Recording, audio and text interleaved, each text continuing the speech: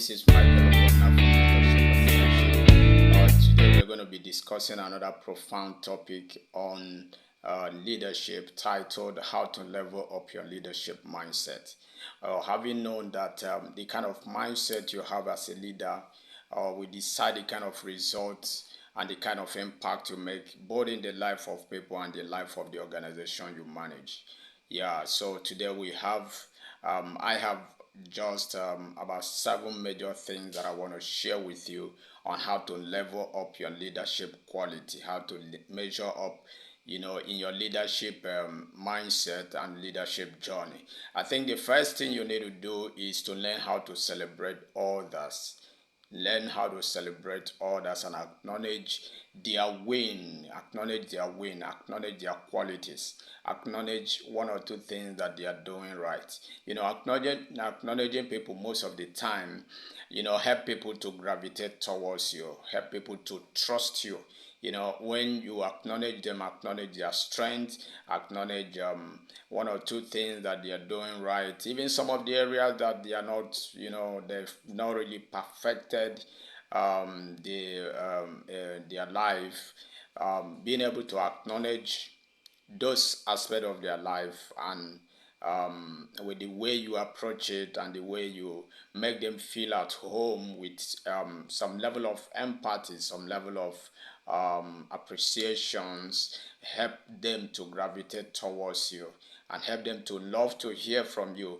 One of the qualities of leadership is the fact that you must learn how to communicate. So the way you communicate to them, the way you talk to them about what they are doing and they are doing right, it could be the kind of skills they have, their level of communication, their level of management, their level of patience, a whole lot of things that you can see from somebody and you celebrate that person. When you celebrate somebody, the person will turn around to also celebrate you as a person. So you must learn how to celebrate others and acknowledge their wins, acknowledge that aspect of their life that is really interesting. And the second thing that you must do is to create a standard for your work. Create a standard for your work. If you don't create a standard for your work, you will work according to the standard of others. Okay?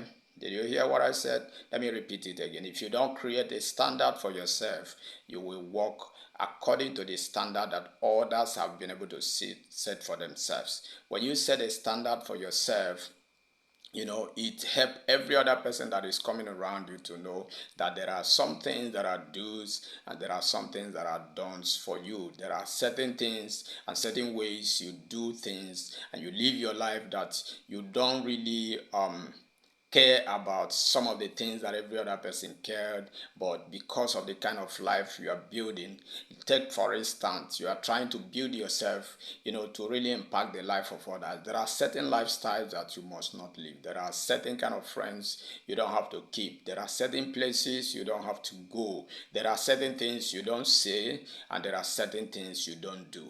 Okay, so you must learn how to create a standard for yourself. Create a standard and live up to that standard. It is not totally good that you create a standard that you are not ready to live. Okay, because whatever you are telling somebody to live is just like trying to train your child to communicate right, to say the right thing and to do the right thing, and you are doing the wrong thing. The child is not going to work. Whatever you are trying to do is not going to work. If you are trying to train your colleagues or train your team members or your subordinates, your staff or anybody around you to be serious in their work and you are not serious, to be punctual in their work and you are not punctual, to be empathetic in times of communicating or managing others and you are not, you shout at people or you do certain things that that you are not supposed to do or say to customers. Your subordinate will certainly do the same thing that you are doing because you have set a standard that you are not ready to keep or live by. So you must learn how to create a standard for your work and learn how to live according to whatever standard that you have set for yourself. And the third thing is that you make decision. You learn how to make a quick decision. Learn how to make decisions that are quick decisions, and start by your decision. Okay. There's a program called critical thinking, and the essence of being a critical thinker is that you know what to say at the right time. You are able to think right, think as fast as possible, and give the kind of result that is expected from a leader like you. So you must learn how to make decisions quick. Making decision quick does not mean that you don't think before you say things, or you don't think before you engage in something, but trying to be a kind of futuristic about your decisions. Try to be proactive in terms of your decision making, that you are able to think right, organize yourself before you think, and before you engage into action. Okay, so you must learn how to make a quick decision, and you must learn how to stand by your decision. Standing in your decision is that you have said a thing. Probably some people have not been able to come into the level of research or knowledge, or the kind of understanding that you have gained in a particular field of life, and standing by it based on what you have known or seen, and making sure that you engage every apparatus, every system, every tool that is required for that to work, or for that particular aspect of life, to give you the kind of result that you anticipated before making that decision. So making decision is one of the major skills of a leader, and making quick decision is dependent on the level of growth that you have attained, and standing in that vision, standing in that decisions you have made, will make you, even in times of resistance, in times of different challenges that may come around, standing in whatever decisions you've made will help you gain focus and be able to achieve the kind of results that you wanted. Okay, the fourth thing is that you must own your mistakes and create solution. Own your mistake. That is the fourth one. Own your mistakes and create solution. A lot of people, they are fond of pushing mistakes either to someone else, to their staff, to their subordinates, to their team members. They try to exonerate themselves. They try to put themselves out of whatever that have happened. If the kind of result that is anticipated was not gotten, they will no longer be ready to take responsibility for whatever mistake. As a leader, it is your duty to take responsibility for your mistake and create a solution. Always think about what is the next thing, what is the solution, how can we make things work, rather than every other means. Okay, the fifth thing is that you must stay open to feedback and truly listen to it. Stay put, stay open to feedback. Be ready to receive feedback from everybody. In fact, if you don't receive feedback from people, there is no how you will know how they are doing. There is no how you will know how the work is doing. You will not know how the kind of result they are getting, the kind of challenges they are passing through, and the kind of solutions to bring to the table. I think a lot of times that we face different challenges in our work is because we are not ready to get feedback from people, knowing what they are saying, or knowing the kind of things that is working, how it's working, if it will have need improvement, need some resources, need some personnel, and a whole lot of things. So for you to get a kind of result that will make you a leader in that place, we broaden your kind of mindset as a leader, you must learn to be open to feedback and truly listen to it. You listen to people. A lot of times, because we are not ready to listen to people, we have so much challenges around our work. We feel that we know how it goes, so it must be done the way we wanted it to be done. And it's possible that whatever we are trying to get is not giving us the kind of result that is required. And somebody who have interacted with that kind of challenge, with that kind of issue, is trying to share something that we can benefit from, use it to enhance our work and get the kind of result that is required of us. Okay, the sixth one here is that you must learn how to accept that you don't know everything. Nobody knows everything. Nobody. I mean, when I say nobody know everything, nobody know everything. There is something you know about an aspect of life. And there is something that the next person knows that you do not know. And you must accept it. As a leader is someone who is ready to listen. You listen to others. A leader is someone who is ready to understand that he does not have the capacity to do everything. You have strength, you have capacity and intelligence to do certain things according to the level of wisdom that you have gathered.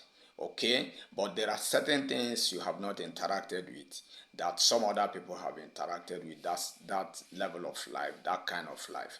And you must, give them kudos for what they know, and ask for help.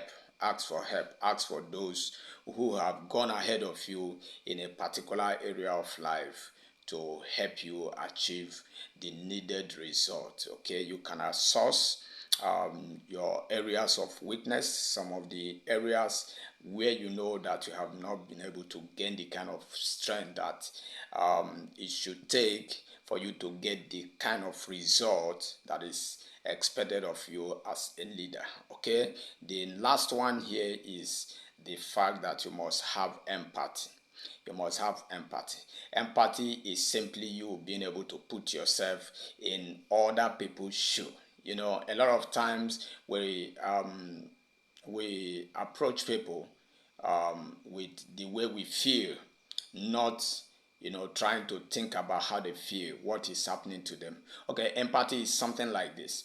Empathy is approaching somebody according to the way the person is feeling. Sometimes a lot of people are hurt. One or two things may be happening in someone's life that you don't know about. And certainly it will disrupt the level of engagement, the level of appearance, the level of results that the person is getting. Okay, as a leader, it's not for you to judge totally based on the kind of result you anticipate, but for you to judge according to the level of empathy, what is happening to the life of that person. I mean, if you care for anybody, the person will certainly care for you and care for your work. That is the fact. But if you are not ready to care for somebody, if you are not ready to, drive empathy beyond beyond results, it means that you keep on having different challenges at different times. So you must have empathy, and you know how to express it often. Express it as often as possible to the life of those people you mentor, those people that you lead, those people around you. What I'm trying to say is that it's good you judge people according to their work, but when you are judging, put yourself in their shoe. Try to know what is happening in their life, and try to not to be too forward around just result only, but how the person is doing. Because the life of the person is more important than whatever work that is trying to engage himself or herself to. Okay, the kind of result you are looking for. Okay, so empathy is the last thing. Okay, a recap, simple recap. I said that the first thing is that you must learn how to celebrate others and learn and acknowledge their win, acknowledge their strength. Okay, the second one is the fact that you must create a standard for your work and live up to it. Create a standard for your work and try to live up to it. Don't just set a standard that you are not ready to keep as a leader. Okay, because you're actually the one that is paving way for them. You are like a pathfinder. You are like a road map where they learn from, and they are is able to navigate them to the kind of result that they expect, both for their life and the life of your work. Okay, and the third thing is the fact that you must learn how to make decision quickly and stand by your decision. Make decision quickly and stand by your decision. Okay, the fourth one here is the fact that you must learn to own your mistake. Don't shift your mistake to anybody. Don't shift, even if it is not just your mistake, but it's a collective mistake. But as a leader there, learn to own your mistake. Learn to own your mistake, okay, and create solution. Let your mindset be, okay, this have happened, what is the next thing, what can we do to rectify this, how can we, change the narrative to make sure that we get the kind of result that is everly anticipated of us. Okay, I said that the fifth one is the fact that you must be open to feedback and truly listen to the feedback. Okay, listen to what people have to say, listen to what is happening around you. Okay, in fact, listen to your environment, to the people, to the work, to the results, and to everything that is happening around you. Okay, the sixth one is the fact that you must learn to accept that you don't know everything. And I said that nobody knows everything. Nobody. There is something you know about an aspect of life, and there is something that some other people know about that same kind of thing, okay, that you are doing. And the last one here is the fact that you must have empathy and express it oftenly. Having empathy is that you put yourself in other people's shoe. By so doing, you are able to know how they feel and why they are getting the kind of result that they get. Okay, so thank you so much for listening. I want you to share this video so that it can also benefit the life of other people that we want to level up their leadership mindset and get a better result. Thank you.